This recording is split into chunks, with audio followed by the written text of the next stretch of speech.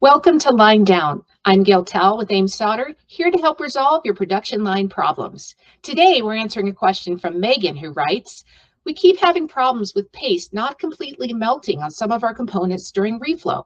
What's causing this and how do we fix it? That definitely sounds frustrating, Megan. Incomplete melting of solder paste during reflow has many potential causes, but a common issue is the varying thermal masses of components and board regions, which can lead to uneven heating. Components with higher thermal masses require more time to reach the necessary temperatures for the solder paste to properly melt and form reliable solder joints.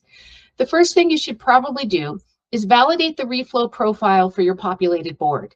Attaching thermocouples to various components, especially those with higher thermal masses, can provide a detailed picture of actual temperatures achieved during the reflow process.